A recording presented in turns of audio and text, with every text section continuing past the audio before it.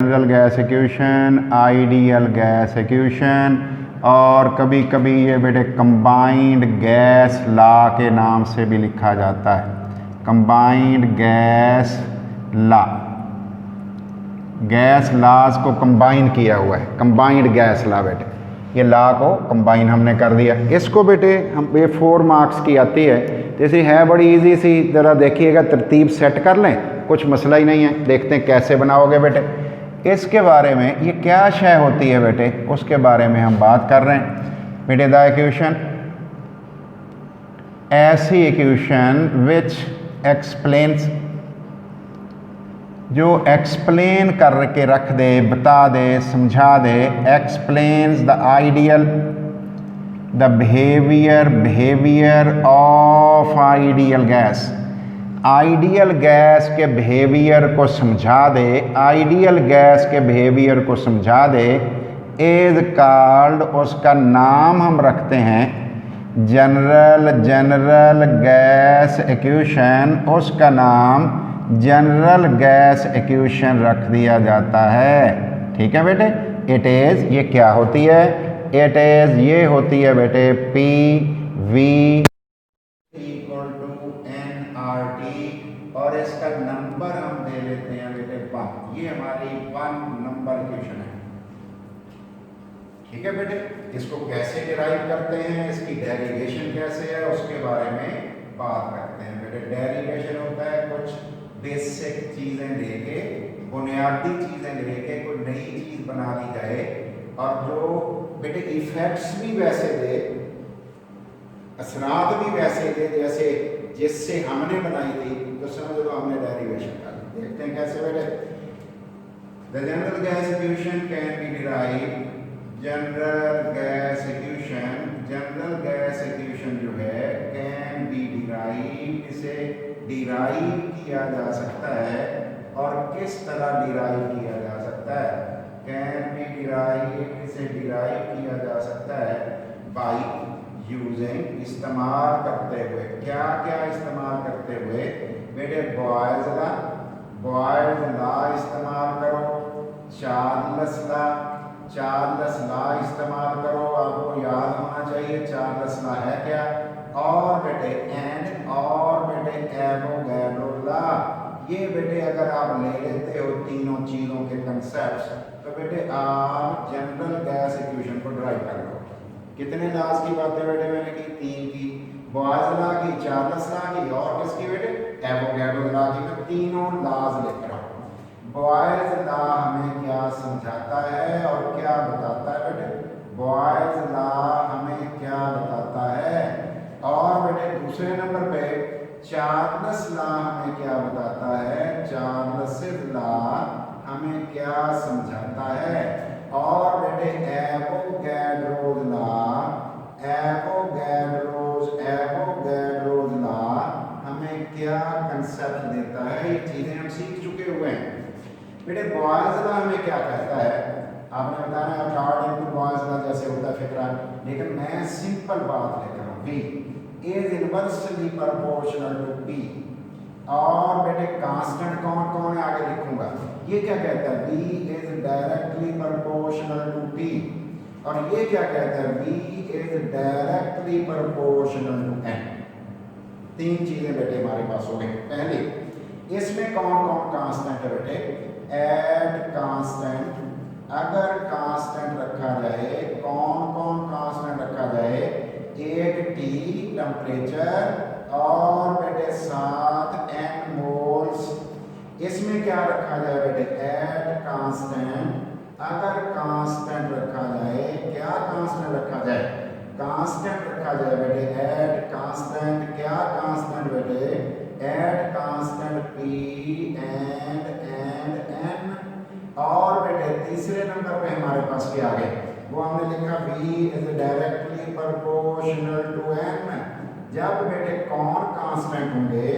Eight constant, at constant, constant कौन कौन constant बेटे? P, P पे, और बेटे T, PT अब कांस्टेंट हो गया। पहले में कौन कांस्टेंट था? T, दूसरे में था P, तीसरे में कौन है? प्रेशर भी टेम्परेचर है। ये क्या कहता है, अगर प्रेशर बढ़ाओगे, अगर प्रेशर बड़ा करोगे तो वॉल्यूम में कमी आएगी, इन्वर्सली प्रोपोर्शनल है। टी बड़ा करोगे वॉल्यूम बढ़ेगा, मोल ज्यादा गैस के करोगे तो वॉल्यूम बढ़ेगा। ये तो तीनों क्या बता रहे हैं बेटे, वॉल्यूम का रिलेशनशिप बता रहे हैं। और बेटे अगर वॉल्यूम का रिलेशनशिप बता रहे हैं तो हम तीनों का बेटे कंबाइंड इफेक्ट शो कर देते हैं। बेटे इसका कंबाइंड इफेक्ट हम ले लेते हैं और इन तीनों का कंबाइंड इफेक्ट हम शो कर देते हैं। तीनों की मदद लेते हैं और कंबाइंड इफेक्ट हम शो कर देते हैं। क्या कंबाइंड इफेक्ट शो किया बेटे, तीनों की हेल्प से क्या कंबाइंड इफेक्ट हमने शो कर दिया। ये देखो बेटे V तीनों में था, मैंने लिख दिया, तीनों में ये वाला निशान था वो भी लिख दिया। बॉयल्स लॉ में क्या था, 1/P मैंने लिख दिया है। और बेटे बताओ इसमें क्या था, मैंने लिख दिया T मल्टीप्लाई है ना T। और बेटे तीसरे वाले में क्या था, M, मैंने M भी लिख दिया। तो जी मेरे पास ये पूरी बात बता रहा है तो पहले बताइए, V inversely proportional to P है, V directly proportional to P है, V directly proportional to N है। अगर बेटे मैं इसको ये इक्वल लगाना चाहूँ तो फिर मुझे वो कांस्टेंट लगाना पड़ता है, आपको पता है प्रोपोर्शनैलिटी कांस्टेंट उसे कहते हैं। चलो फिलहाल हम कांस्टेंट लिख लेते हैं, 1/P A और बेटे T और N, ये तीन चीजें आ गई। और अगर ये P में इधर ले जाऊं तो मेरे पास आ जाएगा PV is equal to constant. और कांस्टेंट कौन है बेटे, कांस्टेंट और T और N किसके लिए बेटे, फॉर 1 मोल ऑफ गैस। अगर 1 मोल ऑफ गैस हमने बेटे कंसीडर की हो, द कांस्टेंट यूज्ड इज, फिर बेटे जो कांस्टेंट इस्तेमाल होता है, कांस्टेंट यूज्ड इज वो कौन होता है, दैट इज आर, उसका नाम बेटे आर है। अब बताओ ये ऊपर वाला एक्सप्रेशन जो भी हमने लिखा था उसको कैसे लिखते हैं बेटे, PV is equal to RTN। इसको रीअरेंज कर लो, जवाब आ गया बेटे PV is equal to NRT। कैसे आगे पीछे किया, सिर्फ N पहले लिख दिया बस। ये हमारी इक्वेशन वही बनी जो 1 थी बेटे, पहले भी हमने ये बनाई थी, उसका नंबर हमने 1 लिखा था। द एक्सप्रेशन 1, जो एक्सप्रेशन 1 है, एक्सप्रेशन 1, एक्सप्रेशन 1 नंबर जो है, 1 नंबर एक्सप्रेशन इज कॉल्ड, इसी का नाम रखा जाता है जनरल गैस इक्वेशन। इसी का नाम जनरल गैस इक्वेशन रखा जाता है। ठीक है बेटे, इस इक्वेशन में, इन इक्वेशन 1 में क्या क्या है बेटे देखते हैं। P is equal to pressure, P जो है गैस का प्रेशर होता है, V कौन होता है बेटे, वॉल्यूम ऑफ गैस, और बेटे N कौन होता है बेटे, मोल्स, कितने मोल्स हैं, R कौन है बेटे, इसे कहते हैं गैस कांस्टेंट। और अगर इसको बेटे वैल्यू स्टैंडर्ड वैल्यूज पे निकाल ली जाए फिर नाम हो जाएगा यूनिवर्सल गैस कांस्टेंट। और T कौन होता है बेटे, एब्सोल्यूट टेम्परेचर। चलो एब्सोल्यूट टेम्परेचर को हम आसान कर लेते हैं, केल्विन वाला टेम्परेचर। अगर ये सारी वैल्यूज अवेलेबल हो जाएं तो हम बेटे, ये आपको पैरामीटर जो नजर आ रहे हैं वो 5 हैं, इसके अंदर चीजें 5 हैं। 4 एग्जामिनर हमें दे दे, 4 वो बताएं, 5 में हम बता दें कि कोई सवाल है। ठीक है बेटे, अब देखते हैं इसको रीअरेंज करते हैं।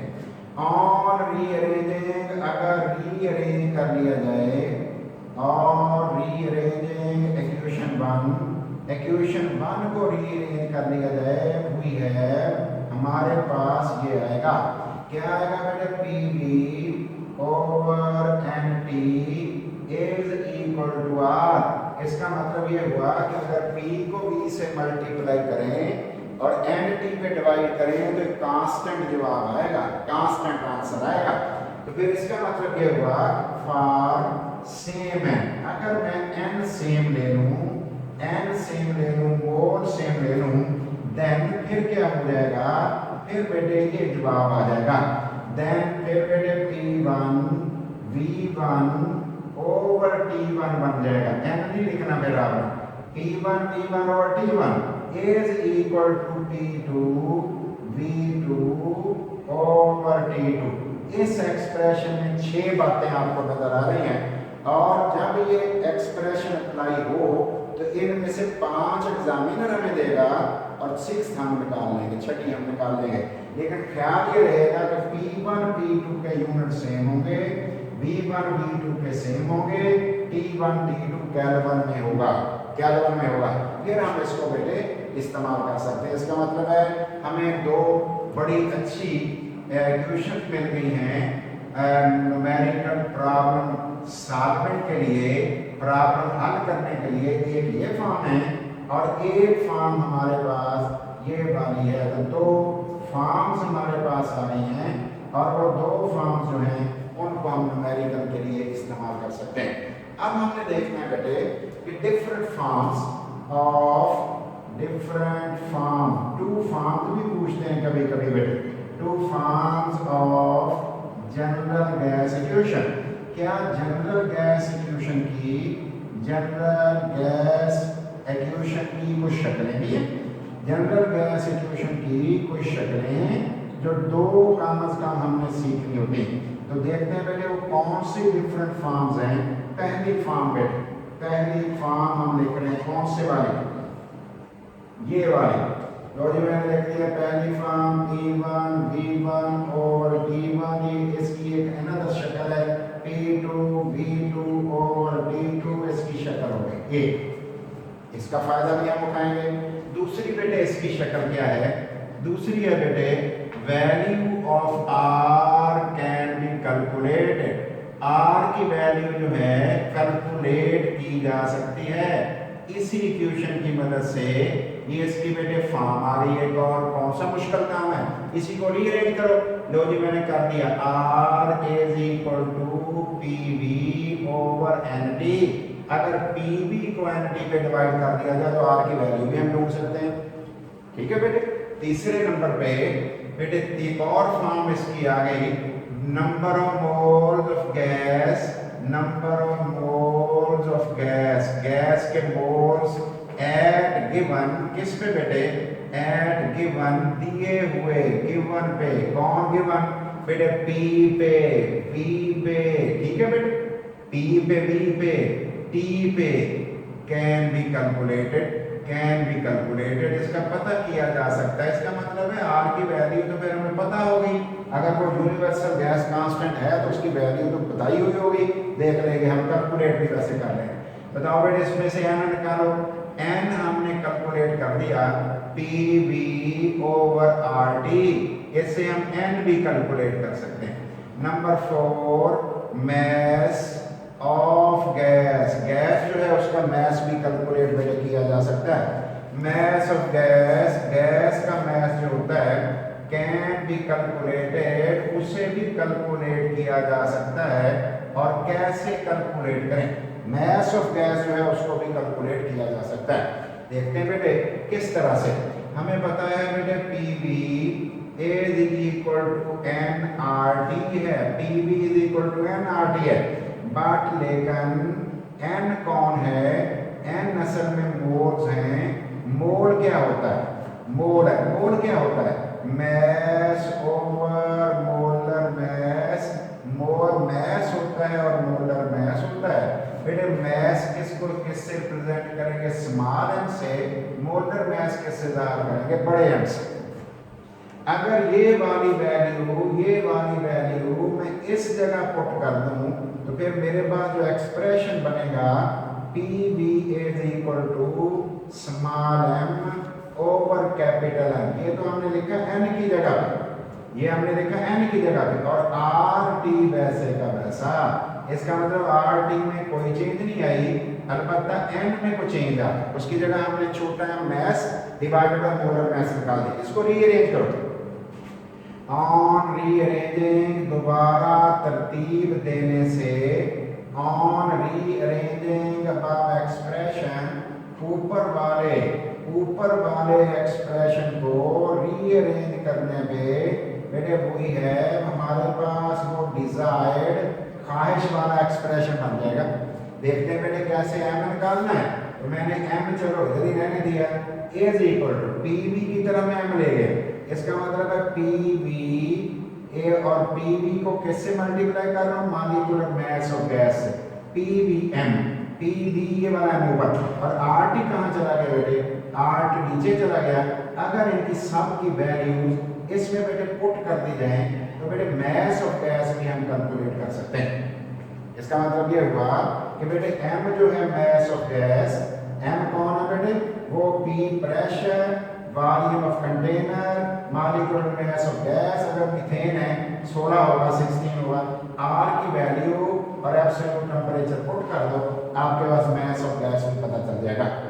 इसके अलावा बेटे 6 नंबर पे density of gas can be calculated. Density of gas, gas की डेंसिटी जो होती है can be calculated at given, calculate किया जा सकता है, किस पे कैलकुलेट किया जा सकता है, एट गिवन कंडीशंस। जो एग्जामिनर हमें कंडीशंस दे दे, जो एग्जामिनर हमें कंडीशंस दे दे उस पे इसको कैलकुलेट भी किया जा सकता है, गिवन कंडीशंस पे उसको कैलकुलेट भी किया जा सकता है। कैसे, गौर करो बेटे, PV is equal to NRT, हमारी बेटे कौन सी इक्वेशन है मेरा, general gas equation. But N कौन है, एन असल में मास ओवर मोलर मास है, ये वाली वैल्यू इस जगह पुट करो, आंसर हो गया बेटे PV is equal to M over M और आर टी। ये यहां तक मैं पहुंच गया। अब मुझे ये बता दो बेटे, ये जो m ओवर m है, ये वाला जो m ओवर m है, ये कौन है, ये तो है बेटे यही वाला तो मोल है हमारे पास, यही वाला तो हमारे पास मोल है। मैं क्या करने लगा, मैं बेटे m इधर ले जा रहा हूँ, p इधर ले जा रहा हूँ। देखते हैं बेटे, p और बेटे p m मैंने कर दी, और बेटे जो v है m के नीचे v ले गया, और बेटे कौन आ गया, दैट इज आरटी। अब मुझे बताना है आपने, बट लेकिन m ओवर v मास पर यूनिट वॉल्यूम तो डेंसिटी होती है, ये तो मैथड में पड़ी हुई है, मास पर unit volume is equal to density, m over v is equal to density. तो क्यों ना ये वाली बेटे डेंसिटी जो है इस जगह पे ये वाला d रख दिया जाए, तो हमारे पास आंसर देखते हैं कौन सा बनता है, Pm is equal to DRT बन गया। और अगर मैंने D पता करना है तो फिर क्या लिखूं, Pm ओवर RT, फिर मैं Pm ओवर RT कैलकुलेट कर लूंगा, या मैं कैसे लिखूंगा, D is equal to Pm over RT। ये वाला एक्सप्रेशन हमें बहुत सारी मालूमात देता है, देखते हैं कौन कौन से। पहली बेटे मालूमात हमें ये देता है, पहली इंफॉर्मेशन हमें देता है, कौन से वाली जरा तवज्जो करना, पहली बात हमें ये सिखाता है क्या, कि डेंसिटी और pressure of gas directly proportional है। दोनों देख लो सामने सामने, बाकी m और RT सेम रहे। दूसरा कंसेप्ट हमें ये समझाता है, दूसरा कंसेप्ट क्या, कि डेंसिटी और मॉलिक्यूलर मास डायरेक्टली प्रोपोर्शनल है, लेकिन P/R एक जैसा रहे, वो ना बदले पे। तीसरा कंसेप्ट हमें ये बेटे बताता है, वो क्या, कि डेंसिटी और टेम्परेचर इनवर्सली प्रोपोर्शनल है, अगर टेम्परेचर बढ़ गया डेंसिटी कम हो जाएगी।